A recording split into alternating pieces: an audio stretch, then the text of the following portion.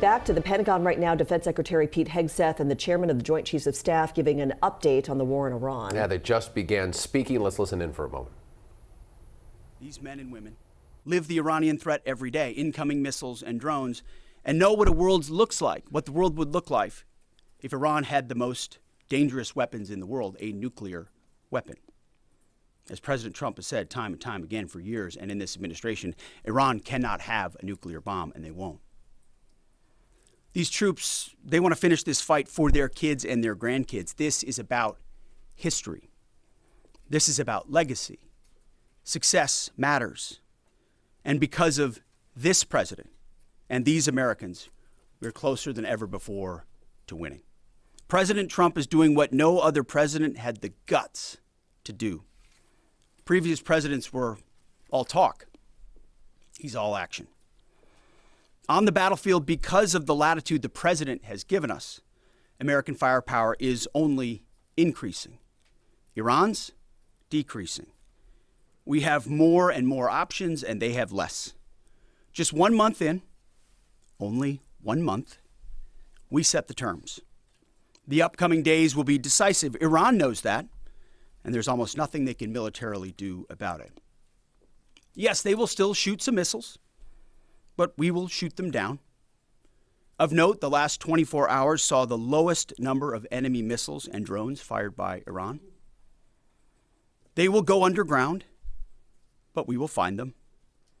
We recently destroyed another one of their command bunkers. Leaders forced to flee. No water, no power, no oxygen, no command and control.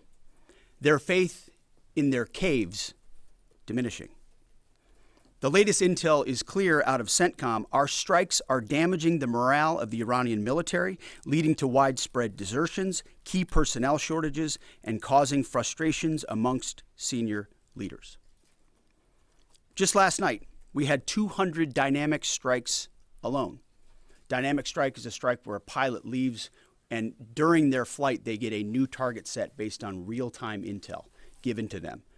A new launcher, a new location, a new troop formation. A dynamic target is one that changes while you're in the air because of improved intelligence. 200 dynamic strikes alone, in addition to the pre-planned targets. The video the president posted last night of Esfahan, an ammo depot struck by U.S. bombers. You see, you don't get to see many of those videos because, as a reminder, Iran has still shut off the internet to 99.9% of its population. But if Iran is wise, they will cut a deal. President Trump doesn't bluff, and he does not back down. You can ask Khomeini about that. The new Iranian regime should know that by now.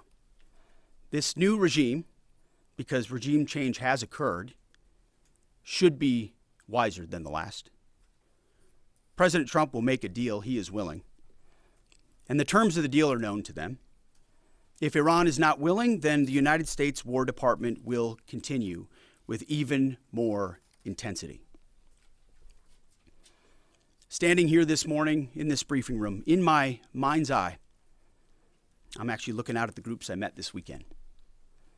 The pilots, the logisticians, the intel analysts, the targeters, the sustainers, the flight crews, the air defenders, the base security, those maintainers who we walked That's up. Department of Defense Secretary Pete Hegseth with an update here on this Tuesday morning about Operation Epic Fury. Mimi, he had just mentioned in the last 24 hours, we've seen the lowest number of enemy missiles and drones fired by Iran. He's punctuating that as to highlight sort of the success the U.S. is having in that area. But the big question this morning is still, is the Strait of Hormuz going to be open for these oil tankers? Iran seems to be still strangling that, and there seems to be no end in sight. The solution, not yet clear. And after Hegseth continues speaking, or after he speaks, we're expected to hear from Joint Chiefs of Staff General Dan Kane. So we'll continue listening to this Pentagon briefing, and we'll bring you more developments as they come in.